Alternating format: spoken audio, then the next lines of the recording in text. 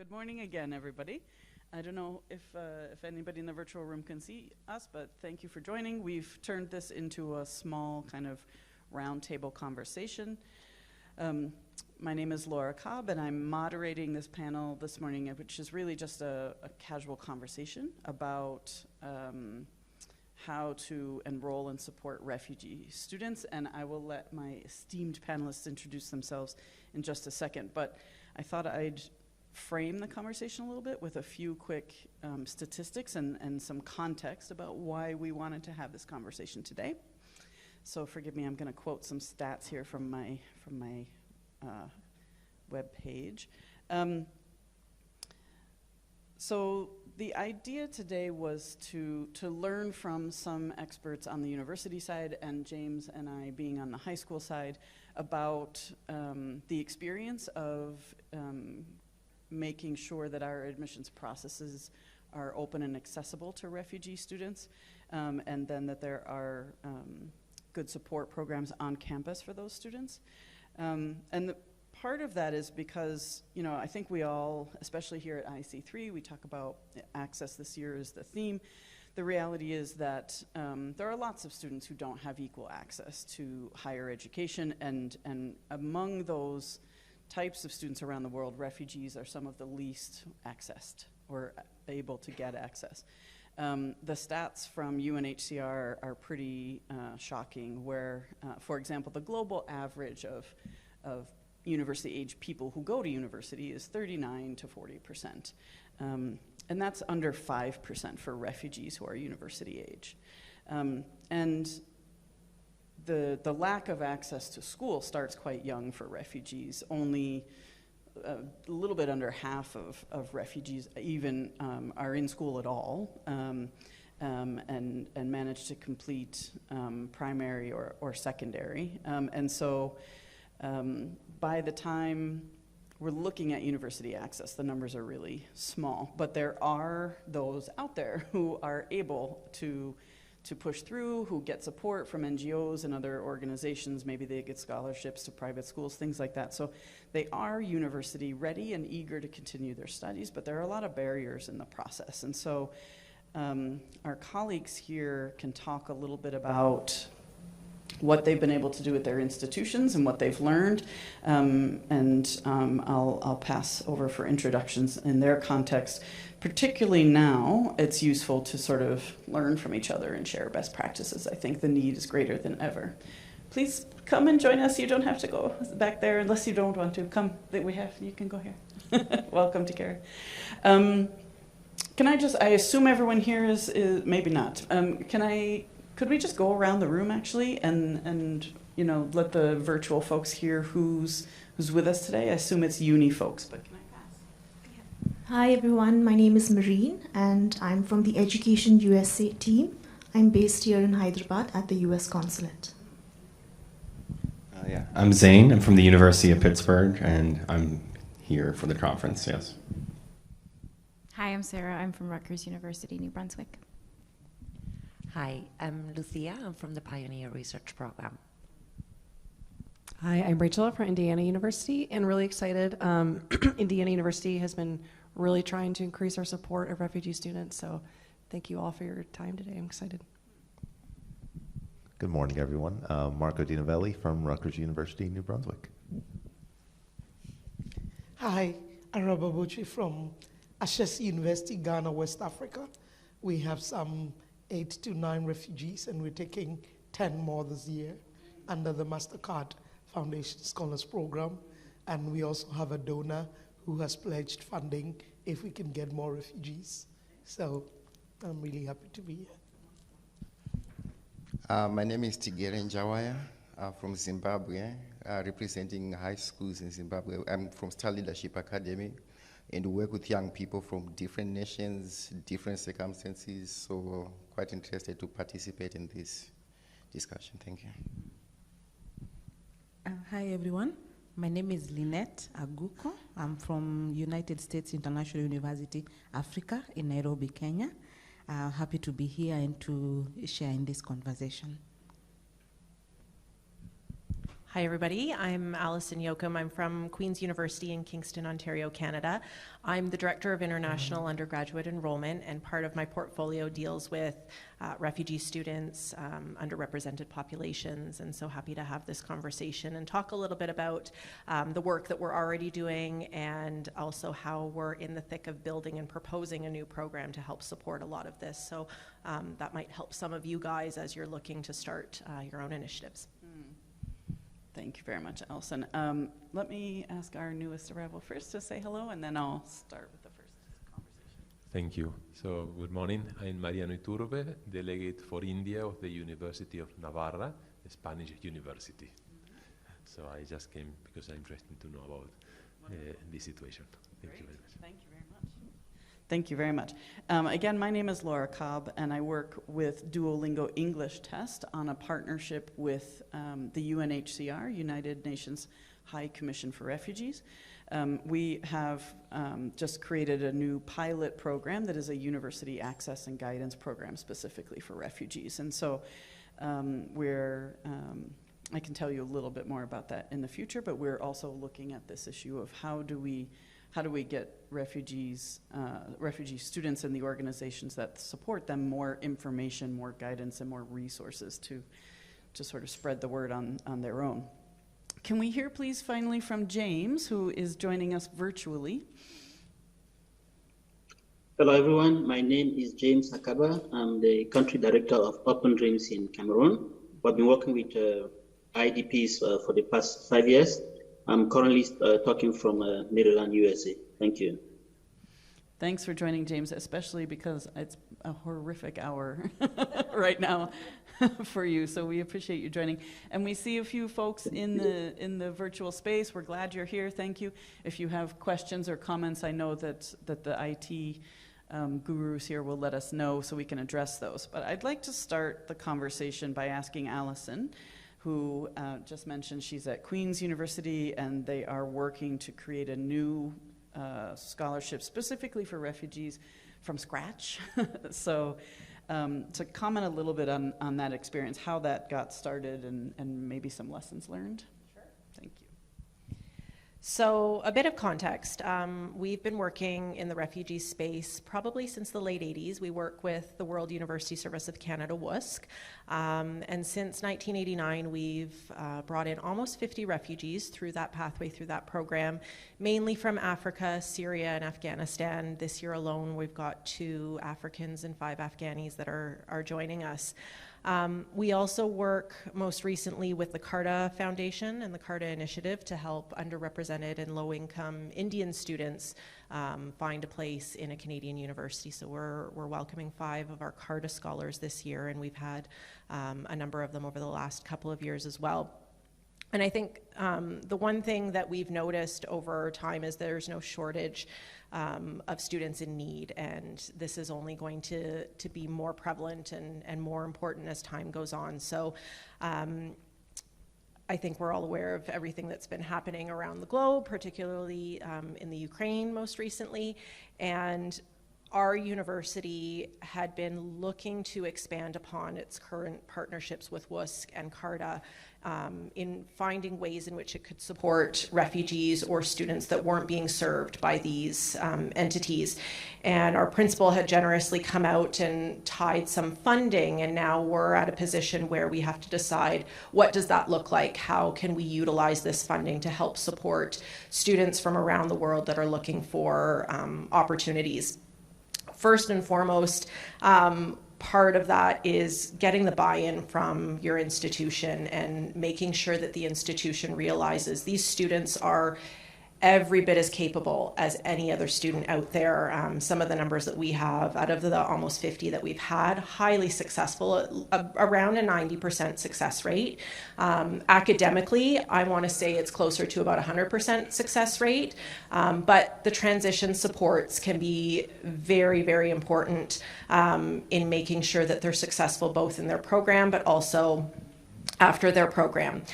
So we're looking at proposing a parallel program to our senior leadership that will help provide that pathway for forcibly displaced or refugee students that aren't being covered by our our programs. Our short-term option right now with the Ukraine has allowed us to bring in about 5 Ukrainian citizens who are either transferring to our institution or are starting from scratch from first year because they're high school students. And it can be tough. You have to factor so many different things. Do they have the right documentation? Do they have the right credentials? These situations never work with your timeline. You can't predict when a war will break out or when political instability will happen. So how can you be flexible and make sure that you have room and you have space for these students? So when you work with some organizations, so for instance, WUSC, they'll determine what priority areas they're working with as early as September. So it was difficult for them to then pivot to something like the Ukrainian crisis for this year. And that really highlighted a need for us to find a way to be flexible and meet the needs of what's happening out in the world. In terms of things that, ways in which we've started to build this out, programs like the Duolingo, so working with Laura, she's been a great resource for us in terms of what's available, what's out there, who the students are and how to reach them.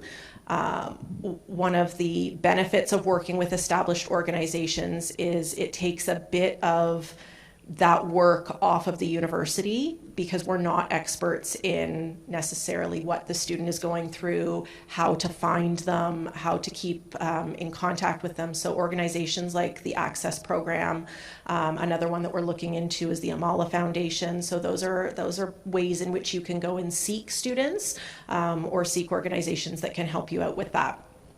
Some of the challenges that you'll probably face, like I said, getting faculty buy-in on board to make sure that they're aware these are quality students who are just looking for an opportunity, but being flexible on what your requirements are, where you can be. And maybe you don't always understand what your requirements are or where you can be flexible or what documents you would have access to. So official documentation, it's very likely you're not going to get that from refugee students, so accepting student copies of what they have. If they don't have something, again, an advantage of working with an organization is you've got that counselor as a resource that can help fill in those gaps for you, and it's coming from an authoritative and secure kind of background. They're knowledgeable in that.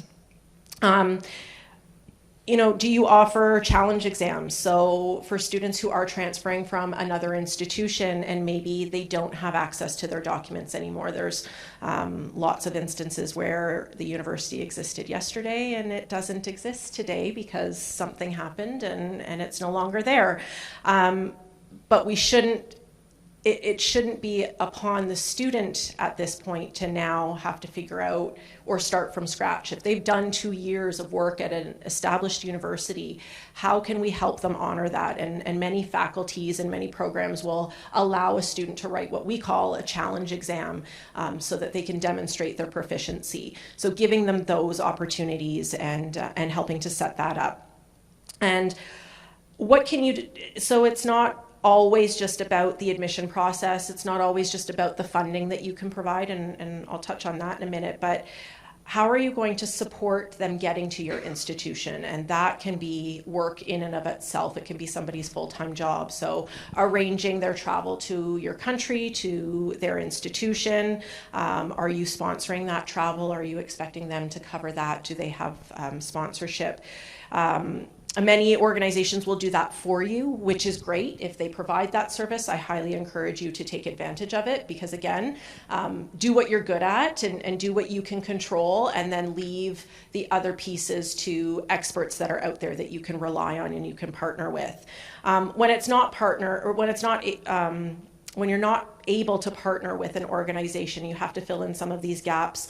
Many of us will have our own travel agents at universities that will help support our own university travel. Can you work with them to help support booking flights and travel arrangements to get the best price possible? Airport transfer service, particularly if you're from a smaller town. I'm in Kingston, Ontario. We do not have an international airport in Kingston. Toronto, Montreal, Ottawa, but you can't expect a refugee student to land in Toronto and make their way to Kingston on their own if they've never even heard of Kingston. So how can you support getting them to your campus, meeting them at the airport, giving them that warm welcome? One of the things that we do, this isn't just for refugees, and it's quite fortuitous. Laura and I were talking about this experience at the Hyderabad airport. We do this for all of our international students. We provide them with prepaid SIM cards the minute they land. So there's a booth at all of the major airports. They can go pick up a SIM card. We wish they had that at Hyderabad so that you could get access to Wi-Fi.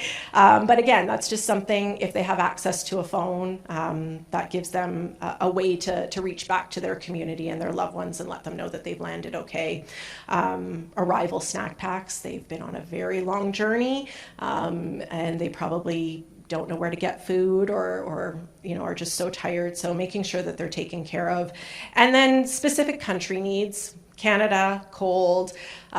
Typically they're starting in September, so it's not cold, but the cold will sneak up on them quite quickly. And we try to do fun things that can keep them engaged in terms of what we can offer. So we give them hats and scarves and mitts that are all Queen's branded, and then put them in touch with local resources to help them get the other accoutrements that they might need, winter boots, coats, so that they're prepared and it doesn't sneak up on them at the last minute. And then working with other organizations to help cover off some of that if they're not in residence, maybe helping them find some furniture. Many refugee students will be coming with families, so giving them access to toys for their children can be a huge support for them and a huge welcome. And one of the other ones is just introducing them to local, and I can't stress this point enough, culturally appropriate supports and services. Mental health is a big factor at a lot of universities, but sending students from particular cultures to your health and wellness center is not going to work for them. They might be better off going to a local mosque or going to a local community that can help provide them those supports. So factoring in and layering that into what you're building and making sure that you've got it all accessible. Just a couple of the other points, and maybe then I'll pass it off to Lynette. Be honest with what you can do and what you can't do. There's so much interest in refugee students, but no one institution can accept all of them and can provide funding for all of them. And I think one of the biggest takeaways for us is having that transparency, posting it on your website, or making sure that whomever you're working with in terms of partnerships, they know what the funding is and how many spaces you have available. It's great to say we have a refugee program and we'll fully sponsor or we'll partially sponsor students. Well, how many? Because you don't want 1,000 applications for one spot. You have to be realistic so that the students and the organizations can then best direct their time and their energy to other organizations or make multiple applications instead of just relying on one. Getting the word out there, how you can mention your program through conferences like this, IC3, IACAC, NAFSA is another good one, the CIS forum, which a lot of people think is just for full fee-paying students, but we're seeing more and more high schools attending the CIS forum that have a lot of sponsored students, which is fantastic. Vendors and organizations that are working in the space, it's surprising how few people know about the opportunities that are out there. And as I was doing the research, as we're building our program, I was surprised about how little I knew what was out there. So making sure that once you do have your program established, or even as you're working through it, reaching out to these organizations for some best practices and some tips and tricks. And the last one that I just want to make sure that we touch on is the resettlement piece. Refugees are not coming to your program or your school with the thought of going back to their home country. They are coming to resettle, likely in your country. So it's not a 1-year commitment, it's not even a 4-year commitment. You have to be able and be prepared to either provide the service or get them in touch with a qualified, knowledgeable person that can help them through the process of resettlement. So applying for permanent residency status, getting settled and developed in your own country. That could be in your community, or it could be opportunities outside of your community, but they really do need that support in navigating the process. It varies from country to country, and you want to make sure that they feel supported as they're going through that, because they're not going back to their home country. The whole point is to come and to find a new life and create a new life in where they're landing. And I'll leave it there. Thanks a lot, Allison. That many good points there. Just a quick comment, and then I'd actually like to pivot to James, who can talk about the things that he's seen that a few universities do really well, or things that he's learned that students need from the uni side. Just a quick comment on the resettlement. That's definitely an important factor, but I want it, especially in the U.S., not only, but there are government agencies and programs that, it's not like Rutgers is going to be in charge of processing a kid's refugee application or asylum, paperwork or whatever. Some awareness of the process is good, but that part isn't actually like a university responsibility. It's just good to support the fact that they're, to be there with soothing sounds and encouragement more than expertise. James, if we could hear from you a little bit, from your perspective of working on the ground with students, low-income students or refugees or asylees, what are a few things that you've seen universities do really well to ensure that to either lower barriers or ensure that the students make it to university and do well when they get there? Yeah, thank you so much, Laura. In fact, I'm so much appreciative of all that I've heard from the last speaker, highlighting a lot of the great things that we always love from the side of universities. We are pretty happy. We've been working with a couple of the universities there. HSC, USIUE, those are some of the universities. We've seen them, shift from expecting students to have those exceedingly high scores, looking at some of them who have those the extraordinary leadership skills that go beyond the scores. And these are things that we really appreciate, because for the gap year program that we run, we receive refugees who are there or IDPs, I should say, who are there for a period of about 1 year. And within the 1 year period that they spend with us, you see students who do very well in our gap year program. But when you look at their academic records, they are almost zero, because, going to school in a crisis zone is something extremely difficult. There are days that you're not sure of your life, crazy incidents happen. And these things all contribute to lowering the scores that the students end up getting at the end of the day. Yeah, so those are some of the few things. And then we have situations where schools or students lose their academic records. We have institutions that are burned down, homes that are burned down, and students have nothing to show. And to even talk about these cases again, we've had examinations going on, and in the course of the examinations, teachers are shot and killed, students are shot, and when this happens, it traumatizes the people taking the exams. Imagine you are going to write a subject, and on that day, your teacher is shot and killed. So with all of these ones, it tends to affect the way the students end up getting scores. So universities organizing a trauma counseling session is something very important. For instance, myself, when I moved out from the conflict zone to a safe zone, I kept getting, images playing over my mind. When I sit and there is some little noise around, you see, I'm almost like getting up to run. So these are things that the universities should, always take exceedingly seriously. And then on the aspect of students, moving to some of these countries and settling down, I may just want to add that we have a group of very resilient students, actually those of them who are under the Mastercard Foundation Scholarship. A couple of them too are studying under different programs in the US and other countries. This summer, they got back to Bamenda, our hometown, which is a war zone, or they started even last year. They're able to organize the summer academy there to train students, pick up students from there that we are able to continue with them for the Kaub year program. They did that last year, they did it this year, and it's been exceedingly successful. So there are some of them who know that this is a bad situation, this is a war situation, and how to address it is through education. And uplifting the people who can carry on that education in the community is something very important. So they still find the courage to go back to some of those places. I cannot go there, and they carry out lessons there successfully.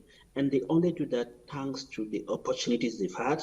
They feel like the people, some people should not be left behind. And in terms of credentials, academic credentials, I'm talking like a standardized test.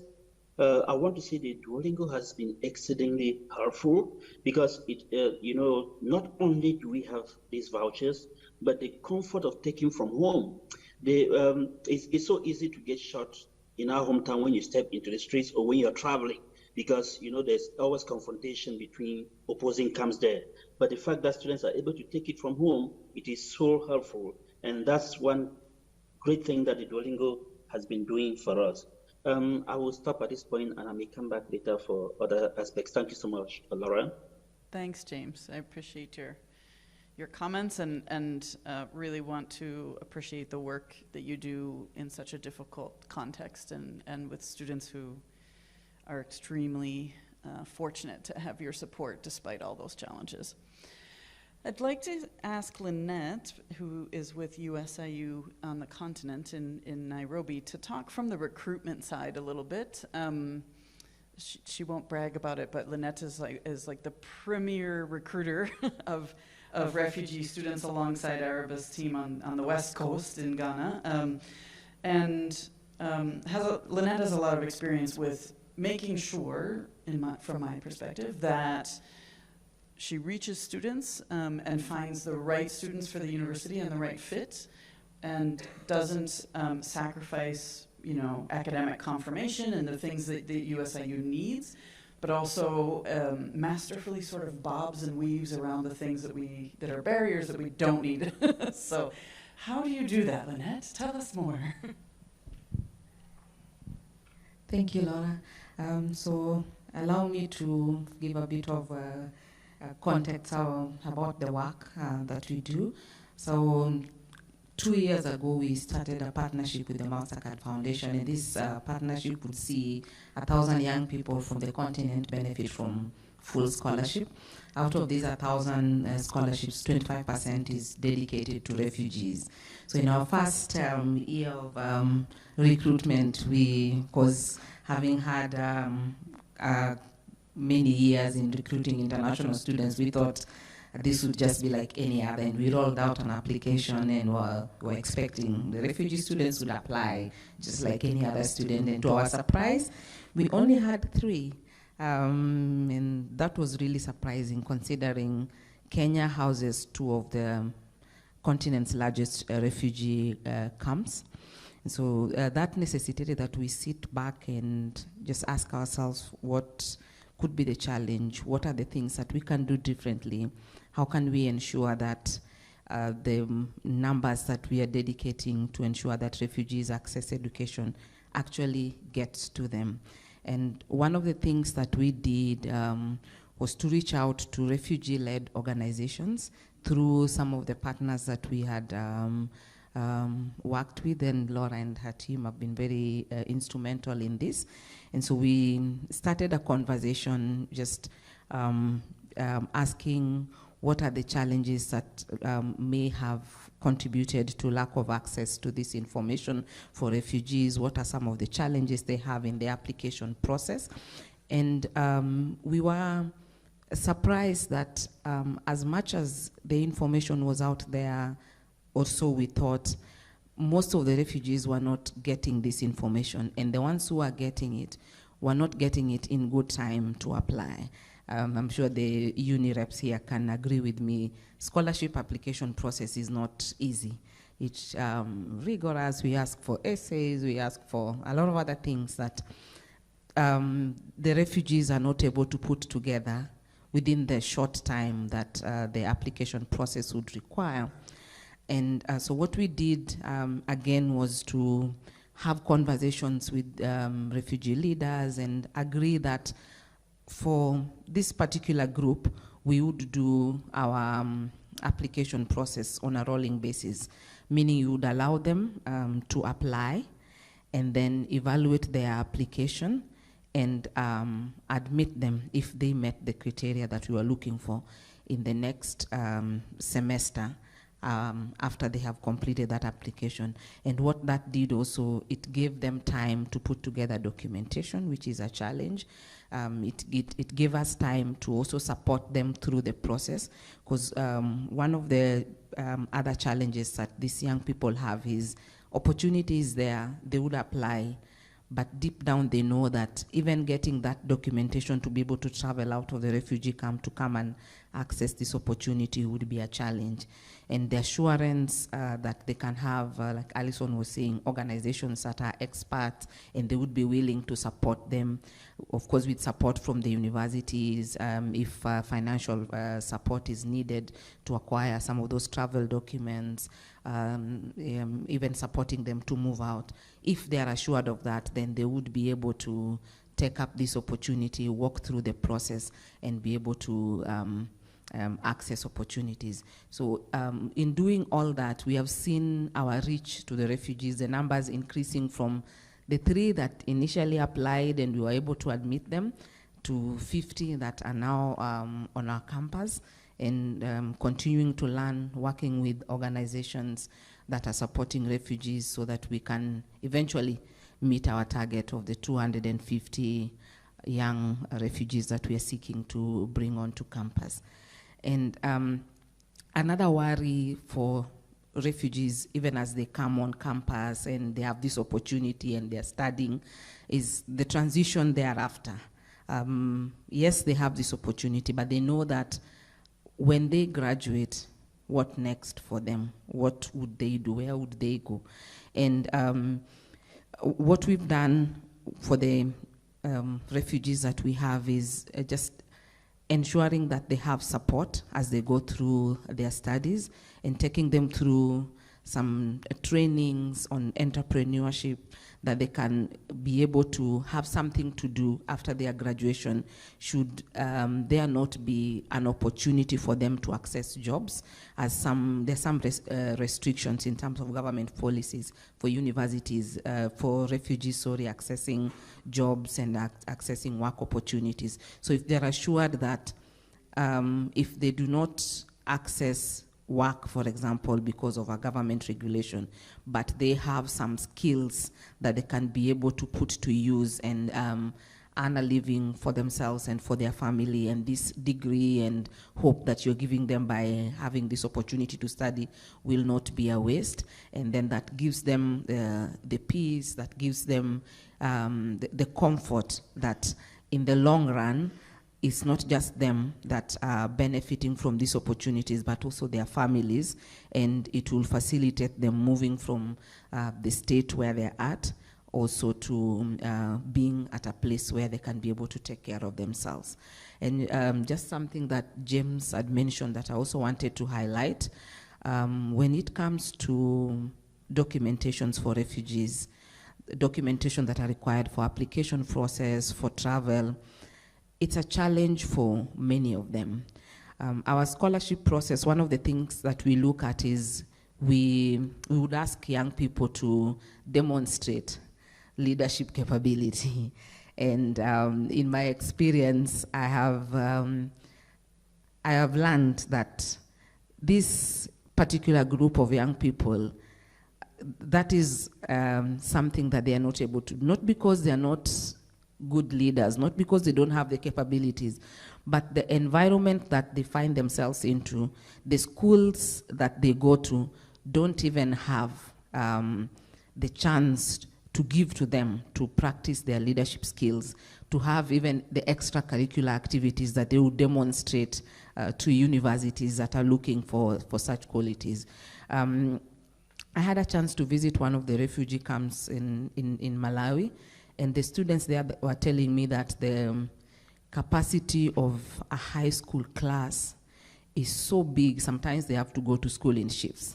And so they don't have time for extracurricular activities. And if you are looking into recruiting such a student, they definitely would not give you any certificates for extracurricular activities unless they took the initiative themselves to do something outside of what the environment would allow them to.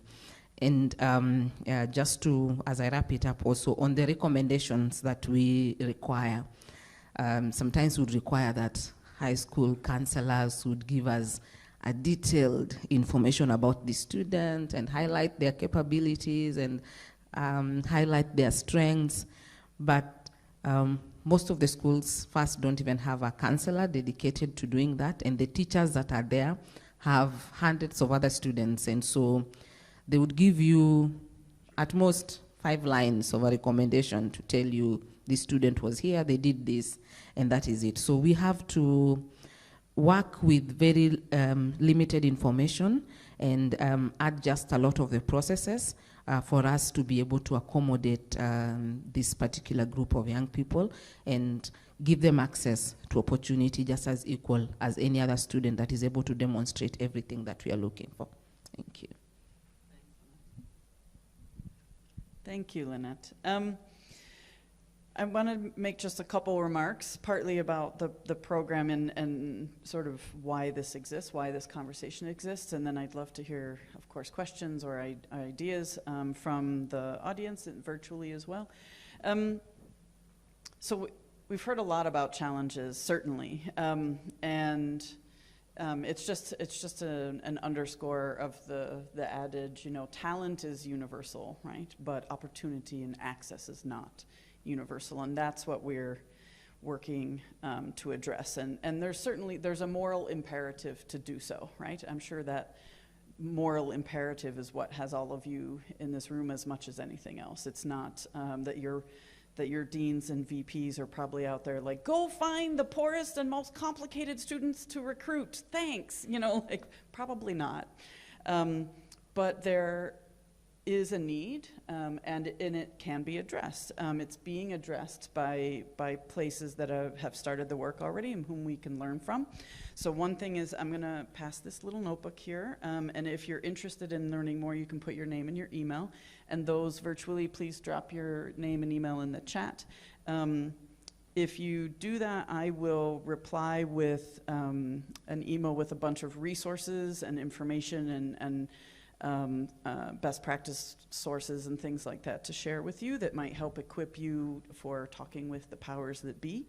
But I want to, I want to reframe things a little bit as we start to close, because I think in this circumstance, whether it's the media images that we see about refugees, you know, truly, you know, people in desperate moments stumbling out of the Mediterranean Sea, right, or in a field, subsistence farmers, or refugees walking across borders, and sort of, that's the image we have in our heads of a refugee, and those are real images, but those are not these students that we're talking about today, right? The students that we're talking about today and the students that we can help with programs like these have overcome extraordinary things, certainly. You know, if we go back to those statistics, you know, 30% refugee children are 30% less likely to complete primary, 50% less likely to complete secondary. Accessing uni at 3 to 5%, right? But if you think about a student who has overcome all of those challenges and managed to complete secondary school and have the grades and be connected with an organization that's helping them apply to university, like, how extraordinary is that kid, right? How bright and determined and hardworking and able to do whatever is needed to be done to be successful in our luxurious, you know, highly resourced and well-serviced institutions, right? And so It's important not to sort of overestimate the problem of the recruitment challenge and not to underestimate the students, right? And to not let sort of the image of like capital R refugee be a barrier to the start of the conversation. That's part of what our program is about. Let me pass this notebook now, sorry. UNHCR has a program called 15 by 30. It's a campaign that aims to have 15% or more of university-age refugees actually in university by 2030. And Duolingo is supporting that in the vein of basically of hiring me to have this pilot program. And what we've done is work with different UNHCR offices to source applications, and we have identified a cohort of 25 scholars who are highly vetted, who have been, whom we have confirmed they have their transcripts, they have their national exam results, they have a letter of recommendation, they wrote an essay, they were interviewed by me and an admissions officer from the Duolingo Advisory Board. So these are really vetted candidates who have everything that they need to apply effectively to university. And we certainly hope this program will grow. 25 scholars this year is our pilot. We hope that it will expand considerably. We're also working to build capacity within UNHCR offices so they can do more university guidance directly. And the other thing I have here, if I may again, is just a bit of information about that program in case it's interesting to you. But what I want to emphasize through it is that the partnerships, Allison mentioned, and I know Lynette and Akaba as recruiters both benefit from, there are many organizations out there and there are increasing numbers of resources available to help facilitate all of this and help you connect with the right students who may have the documents or who have an organization who can help get those documents, who can confirm that those are legitimate documents for you, who can help them bob and weave around the things that can't be changed in your system, help them navigate your system. And if you, if you sort of tag team between really looking carefully at your requirements and your process and looking at the barriers that exist and what you can do to lower them or remove them, even better.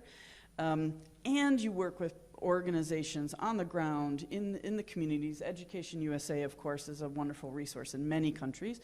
To get the help and the context and the extra information that the app may not initially present, that makes the whole process far easier, I think, and far more doable, and far more sort of palatable when you go and talk to the powers that be about the money that comes along with such a program and spending those dollars.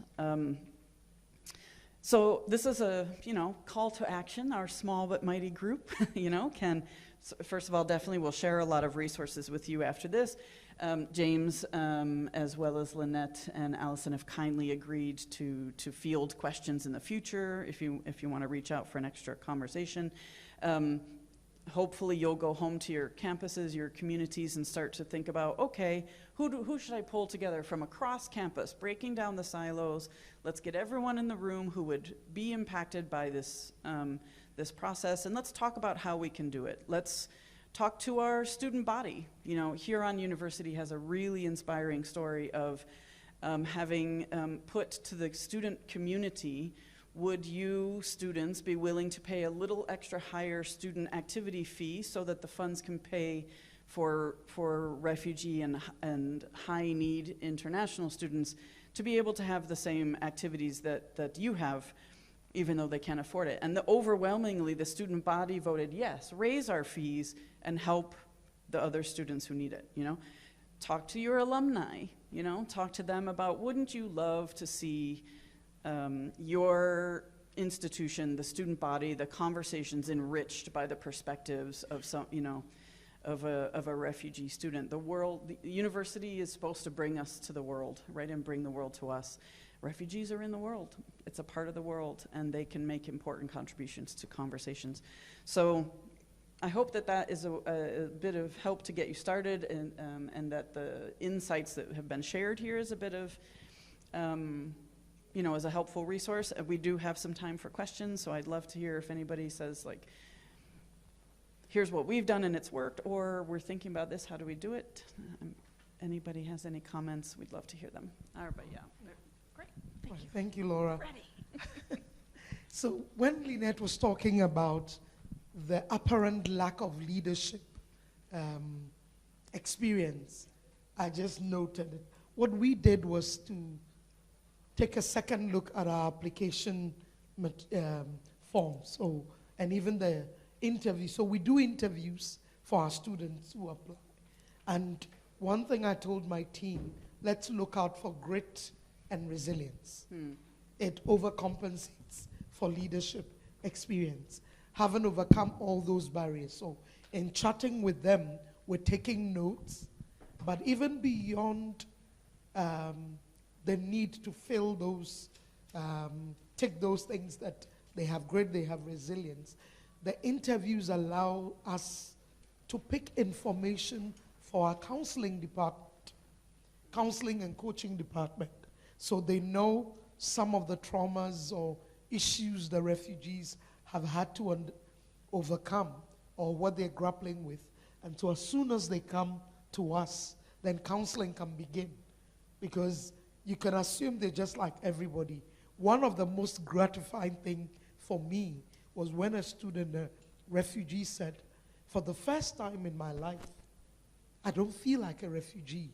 Nobody refers to me as a refugee. I feel like everybody else. I forget I'm a refugee. And I thought that's the best thing that could ever have happened.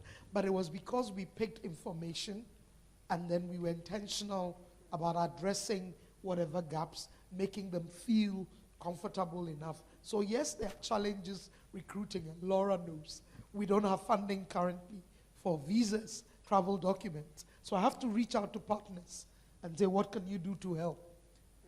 Recently in Nairobi, I had to reach out to UNHCR and say, I have refugees here, they don't have passports, they don't have travel documents, what are you going to do to support us? And they came through. Just before I left Ghana, one refugee who has been online for a year, fortunately because of COVID, we went online. But now we are fully in person. And my fear was, is this girl going to drop out? She got her passport. And then she arrived in Ghana the day I was leaving. So we crossed paths. But that's the power of partnerships in the work of recruiting and supporting refugees. And then the fact that we need to be flexible and not stick to our requirements, but look within the requirements, how can we be flexible, moving beyond just leadership to grit, resilience, things that will support the bid for inclusion. Thank you. Thanks, Sarah. Any other comment or question about how this ought to go? First of all, thank you all so much. Allison, when you were talking earlier and you mentioned about you need to be real with organizations and students and not wanting to build up hope, made me think about my time. I've been at Rutgers now for 11 years, and I started out as the assistant director, and over these 11 years, plenty of crises, plenty of situations where we received a call, hey, we really want to help these refugees, can you help us? And I remember in the beginning being like, yeah, waive an application fee, do everything I can to get student admitted, but I wasn't going to the big step, which was the funding and getting that funding. And I remember so many sad emails where I admitted a student, did everything I could in the affirmative admissions, but it says, okay, so I'm in, you guys are right? And then the reality was, well, no, we still don't have the money yet, and I'm asking people, just at the public institutions, very difficult. And I'll say, over all my years, overseeing the international team, it never worked out once, which is really sad. And I started to get to the point where, when I get those calls, I'd be like, look, I can do these things, but the reality is, without the money, we're not doing anything. And they, oh, well, I'll get the money. It's like, okay, but don't think suddenly you're going to come back to me and I'm suddenly going to have that money. But I'm in a new role now, and Sarah over here actually oversees the international team. Here's a fun story. Nice happy ending. We got a new president who is, very much, much more of a want to help students president. Not to put down our previous president, but he wasn't as much of a happy-go-lucky, let's help people kind of president. And then our VP of Global has that like attitude, like, no, I'm going to make this happen. And he's been very great to work with. With everything, with the Afghani refugees, we had a lot of talk on campus about how can we help, and we started working with the with IIE, and they were able to get some funding for the students, but again, I was telling the VP of Global, well, there's still a long way to go. There's still thousands and thousands of dollars we didn't have. He's like, no, I'm going to get it. And Sarah, how many students did you admit for the spring now? Is it 8? Yeah. So this spring, we actually have 8 refugees. The first time in my 11 years we've ever done this, because we got a president who was supportive. We got a vice president who wouldn't say no, and convinced deans to say, you know what, we're going to give those large scholarships, which we never have given to international students before, to support these students. But the last thing was, though, there's still a long way to go. As you're talking, I'm like, yeah, but we're a university that doesn't do a lot of summer housing. So we need to make sure that we're providing things 12 months per year, food for these students 12 months a year, getting around us. It gets cold in Jersey, we get our snow, all of those things that, while, we've taken some big steps and we're so excited about that. I'm thrilled, and just listening to you guys makes me even more excited about it. But the job is not done, and it won't be done until they've graduated and they've left, and when we say, hey, we made this work. So thank you guys for that. I thought that was a great part of this conversation. Thanks, Marco. And you make a good point. There are a lot of these wraparound services, summer housing, break housing, are 2 good examples, maybe winter clothes drive or something like that. I think one good thing to think about is, and to challenge maybe on the university side of like, oh, but we don't do that. I'm like, actually, you probably do for domestic students. There's probably a program for the low-income domestic students who need winter clothes, or who need housing over a break, or who need math tutoring, or who need social, emotional support. And we would never look at a domestic kid and say, oh, we're not going to provide that kid math tutoring. Like, we're not going to provide that LGBTQIA questioning student who has some real mental health support needs. We're not going to deny them that. We're not going to not admit that kid, because they're probably going to have mental health issues. So we also cannot say, we better not risk admitting refugees because they're going to need those services. We already provide them. Just have to squidge it a little bit, move it 2 inches to the left, and then it will also serve those refugee students. Sorry, go ahead, Rachel. Yeah, I would just say we have found, very similar to you, Marco, always trying to support that population. And we admitted a student through IIE last spring, are hoping to welcome a student this fall. But one partnership we found really successful is to actually work with our departments. So we had some graduate departments who heard about the IIE students, were like, oh wow, what are we doing? This is really great. My team does processing for grad, but we're not heavily involved at the recruitment side. But it was really a great way to start that conversation on the graduate side, and then talking to them about, this is the need, do you have funding, reaching out to the individual development officers for those specific departments, so that those individuals could then go and say, oh yeah, we should definitely try to secure some more funding for these students. So we had a student in our Kelly School of Business in one department who was admitted. They provided 50% tuition remission, and then kind of the development officer got involved, there was more funding, and then another department in the business school heard, oh, you guys are doing that? Oh, we should do that. And so I think the campus partnerships are really important too, getting the word out, just to the individuals in your university to say, this is what we're doing on the undergraduate side, how could we support you, in what you're wanting to accomplish. And so kind of what started out with that partnership with IE has grown, because they're seeing what we're doing and they're wanting to get involved. So that's just a thought I had, is having those conversations within the university can be really impactful. Thank you. That's a great point. Absolutely. Rally all the support on campus from all the corners you can. We are out of time. I know we could have talked a lot longer. I really want to say, especially James, thank you for waking up in the middle of the night.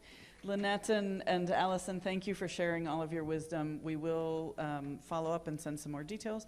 Please take the message to the people. Be in touch if you have any questions. And thank you for the work that you do and for thinking about working with refugees. Laura, yes, maybe Jay. Just one word from my end here. Yes, I'm so delighted that this conversation is getting momentum.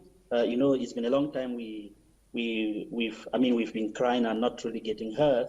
And what I would just say is that these refugee students, like Laura said, they're not like some of those in the book you see on TV. A lot of them with us have lost, in fact, they appear to have lost hope. And when these opportunities come, they take them to a whole new level, and you see the way they prosper in the opportunity. It becomes more than they would have had it if they did not go through the trauma they have. Thank you so much, and let's keep the conversation going. Thank you, James.